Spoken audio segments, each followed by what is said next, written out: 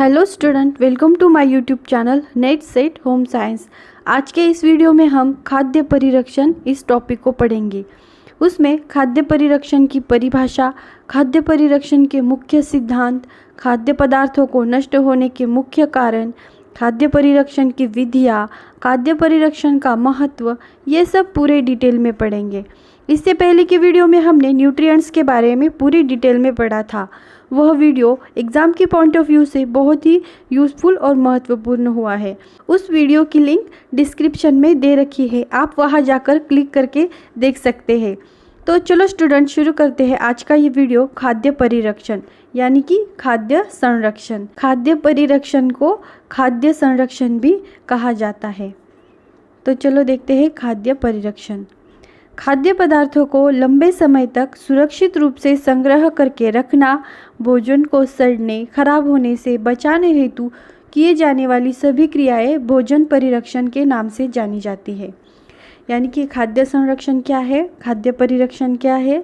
खाद्य पदार्थों को लंबे समय तक सुरक्षित रूप से संग्रह करके रखना और उसे सड़ने और खराब होने से बचाना। इस हेतु से की जाने वाली सभी क्रियाएं उसे क्या कहा जाता है? तो भोजन परिरक्षण या खाद्य संरक्षण। खाद्य परिरक्षण का ज्ञान होना सभी के लिए आवश्यक होता है, विशेषकर गृहिणियों के लिए इसका ज्ञान होना आवश्यक होता है। तो गृहिणियों के लिए विशेषकर आवश्यक क्यों होता है? क्योंकि घर का बजट उन्हीं पर निर्भर करता है। खाद्य पदार्थों को संग्रह करना, लंबे समय तक सुरक्षित रूप से संग्रह करना, सड़ने से, खराब होने से बचाना, ये सब जिम्मेदारियां गृहिणी के ऊपर रहती है। इसीलिए खाद्य परिरक्षण का ज्ञान होना गृहिणी के लिए ज़्यादा आवश्यक होता है। साथ ही विभिन्न भोज्य पदार्थों को विभिन्न विधियों द्वारा संरक्षित किया जाता है। खाद्य परीक्षण की परिभाषा। खाद्य पदार्थों को सूक्ष्म जीवाणुओं, फफूंदी, विषाणुओं, कीड़े मकोड़े, चूहे, एंजाइम्स तथा स्वतः ऑक्सीकरण होने से बचाने वाली तकनीक तथा खाद्य पदार्थों को लंबे समय तक सुरक्षित रूप से संरक्षित करने की विधि को खाद्य परिरक्षण कहा जाता है या खाद्य संरक्षण कहा जाता है। तो खाद्य परिरक्षण की परिभाषा क्या है कि खाद्य पदार्थों को सूक्ष्म जीवाणु, फफूंदी, विषाणु, कीड़े मकोड़े, चूहे, एंजाइम तथा स्वतः ऑक्सीकरण होने, इन सब से बचने के लिए जो तकनीक यूज़ की जाती है उस तकनीक को खाद्य परिरक्षण या खाद्य संरक्षण कहा जाता है। अब हम देखते हैं खाद्य परीक्षण के मुख्य सिद्धांत। तो पहला है खाद्य पदार्थों में निहित एंजाइम को निष्क्रिय करना। खाद्य पदार्थों में जो निहित एंजाइम होते हैं वो खाद्य पदार्थों को या भोजन को खराब कर देते हैं। फल जो होते हैं, फल, सब्जियाँ, उन्हें पिलपिला करा देते हैं। भोज्य पदार्थ सड़ने से बच जाए, खराब होने से बच जाए, इसलिए क्या करते हैं? खाद्य पदार्थों में जो निहित एंजाइम है उसको खाद्य परिरक्षण की विधि से निष्क्रिय किया जाता है। दूसरा है खाद्य पदार्थों को सूक्ष्म जीवों से दूर रखना। खाद्य परिरक्षण का मुख्य सिद्धांत में खाद्य पदार्थों को सूक्ष्म जीवों से दूर रखना यह इसलिए शामिल है क्योंकि जो सूक्ष्म जीव होते हैं वो भोज्य पदार्थों में प्रवेश कर भोज्य पदार्थों को खराब कर देते हैं, विषाक्त कर देते हैं। इसलिए खाद्य पदार्थों को सूक्ष्म जीवों से दूर रखना इसके मुख्य सिद्धांत में आता है। तीसरा है खाद्य पदार्थों से सूक्ष्म जीवों को नष्ट कर देना। अब जो खाद्य पदार्थों में निहित जो स्थित सूक्ष्म जीव है उसे नष्ट कर देना खाद्य परिरक्षण के मुख्य सिद्धांत में आता है। भौतिक या यांत्रिक कारणों से होने वाली क्षति को रोकना, खाद्य पदार्थों में स्वतः होने वाली हानि को रोकना, यह सब खाद्य परिरक्षण के मुख्य सिद्धांत में आते हैं। खाद्य पदार्थों के नष्ट होने के कारण। अब हम देखते हैं खाद्य पदार्थों के नष्ट होने के कारण। तो उसमें पहला है आंतरिक कारण।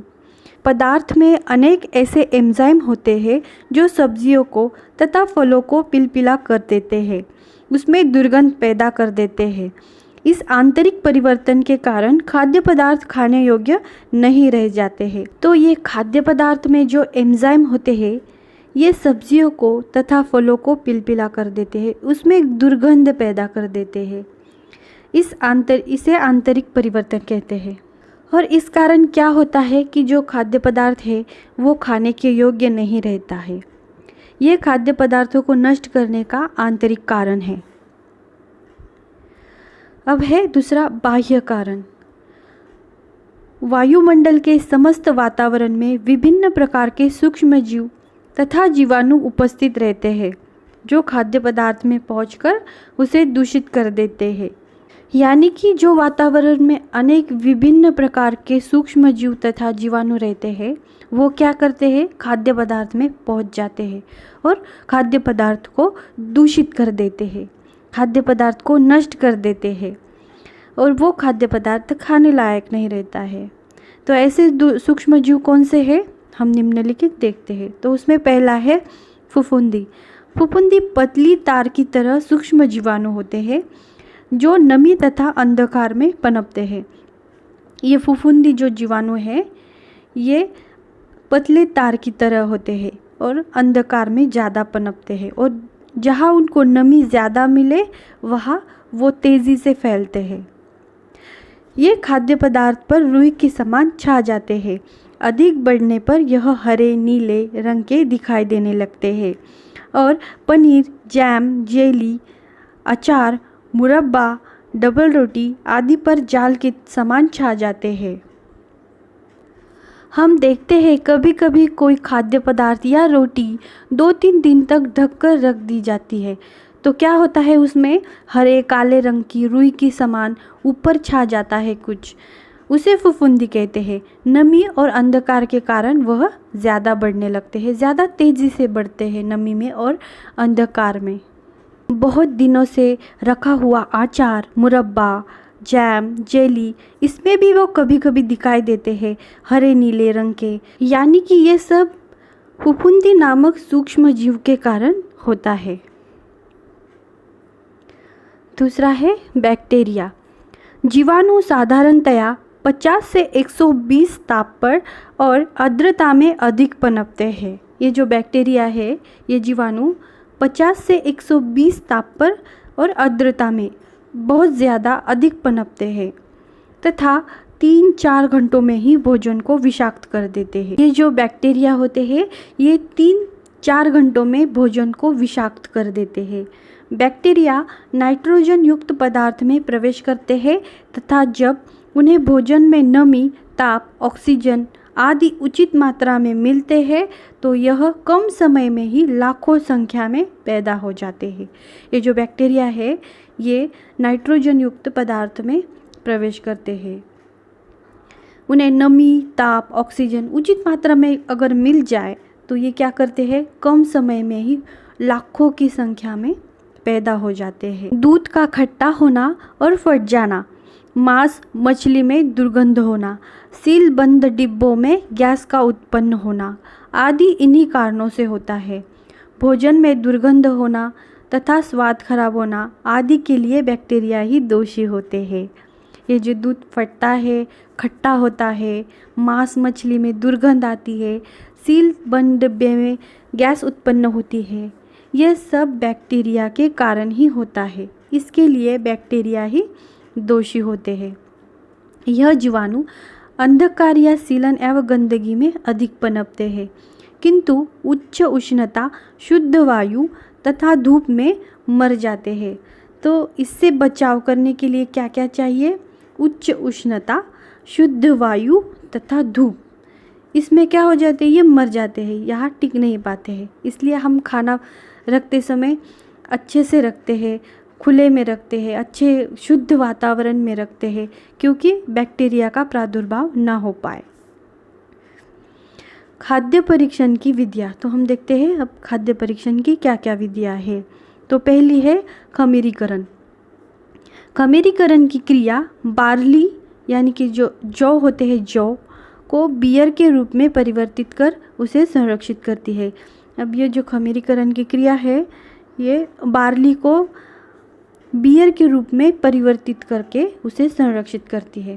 इसी प्रकार अंगूर के रस से बनी शराब भी इसका संरक्षित रूप है। लैक्टिक आम्ल के बैक्टीरिया दूध को दही में बदलकर उसे संरक्षित करते हैं। खमीरीकरण का प्रयोग वाइन, मार्मलेड और चीज़ उत्पादन में होता है। ये जो लैक्टिक आम्ल के बैक्टीरिया है वो दूध को दही में बदल देते हैं और उसे संरक्षित करते हैं। नेक्स्ट है निर्जलीकरण। भोज्य पदार्थों में जलांश की मात्रा सड़न उत्पन्न करने वाले जीवाणुओं की संख्या में वृद्धि करती है। भोज्य पदार्थों में जो जलांश की मात्रा होती है, जो पानी की मात्रा होती है, वो क्या करती है, सड़न उत्पन्न करने वाले जीवाणुओं की संख्या में वृद्धि करती है। अतः भोज्य पदार्थों के संरक्षण के लिए उनमें जलांश का निष्कासन किया जाता है। तो भोज्य पदार्थों को संरक्षित करने के लिए ज़्यादा दिनों तक, लंबे समय तक भोज्य पदार्थ संरक्षित रहे, इसलिए भोज्य पदार्थों से जो जलांश की मात्रा होती है, जो पानी की मात्रा होती है, उसे निकाल लिया जाता है, निष्कासन किया जाता है। उसे ही निर्जलीकरण कहते हैं। निर्जलीकरण की प्रक्रिया भोज्य पदार्थों को सुरक्षित रखने के लिए एक प्राकृतिक देन है। नेक्स्ट है प्रशीतन। भोज्य पदार्थों की आर्द्रता को बनाए रखने के लिए घरों में रेफ्रिजरेटर तथा व्यापारिक स्तर पर कोल्ड स्टोरेज तथा चिल स्टोरेज का प्रयोग किया जाता है। अभी हमने क्या देखा, निर्जलीकरण। उसमें क्या, भोज्य पदार्थों में जो नमी होती है, जो जलांश होता है, उसे प्राकृतिक रूप से धूप में सुखाकर उसे निर्जलीकरण किया जाता है, उसे जल से निष्कासित किया जाता है। और प्रशीतन विधि में क्या है, भोज्य पदार्थों की आर्द्रता को बनाए रखने के लिए रेफ्रिजरेटर में रखा जाता है। खाद्य पदार्थों को रेफ्रिजरेटर में रख दिया जाता है।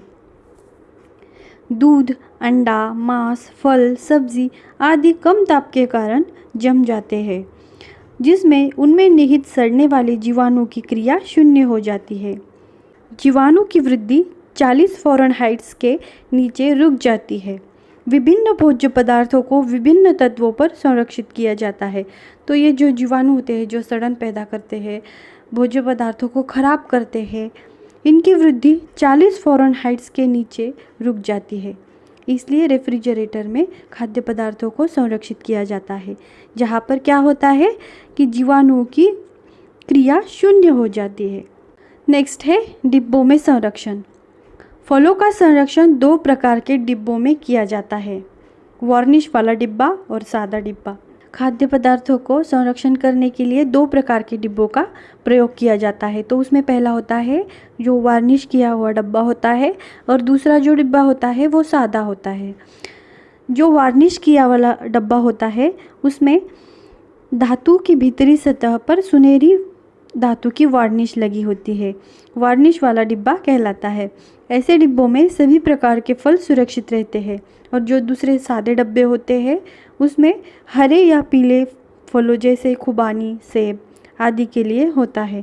उसमें सेब, खुबानी आदि फलों का संरक्षण किया जाता है। बोतलों में संरक्षण। बोतलों को पर्याप्त रूप से गर्म करना तथा उनमें निहित वायु को बाहर निकालकर सील बंद करना बोतलों में संरक्षण कहा जाता है। जब बोतलों में खाद्य पदार्थों को संरक्षित किया जाता है तो उससे पहले बोतलों को पर्याप्त रूप से गर्म करना पड़ता है और उसमें जो निहित वायु होता है उसे बाहर निकालकर सील बंद करना पड़ता है। इसे बोतलों में संरक्षण कहा जाता है। जैम, जेली बनाकर संरक्षण। जेली बनाने के लिए सर्वप्रथम फलों को साफ करते हैं तथा छीलते हैं। इसके बाद उन्हें काटकर उनके बीजों को निकाल लेते हैं तथा इसमें पानी डालकर गर्म करते हैं। जब यह गल जाए तब उसमें चीनी डालकर नींबू का रस डाल दिया जाता है तथा मिश्रण को गाढ़ा बना दिया जाता है और बोतलों में भरकर रख दिया जाता है। ये जो फल है उनको संरक्षित करने के लिए उनको जाम और जेली में परिवर्तित किया जाता है, जिसके कारण वह लंबे समय तक संरक्षित रहते हैं। इससे क्या होता है, जो फल होते हैं उसका स्वाद तथा पोषक तत्व लंबे समय तक संरक्षित रहते हैं जैम और जेली बनाकर रखने से। यह थी खाद्य परिरक्षण या खाद्य संरक्षण की विधियाँ। तो स्टूडेंट, आज का ये टॉपिक खाद्य परिरक्षण यानी कि खाद्य संरक्षण पूरा कवर हो गया है। आपको यह वीडियो कैसा लगा? आशा है आपको ये वीडियो ज़रूर पसंद आया होगा। इससे रिलेटेड आपके कोई भी क्वेश्चन हो या कोई क्यूरी हो तो आप कमेंट बॉक्स में लिखकर ज़रूर बताना और वीडियो को लाइक करना मत भूलना। Thanks for watching. मिलेंगे नेक्स्ट वीडियो में।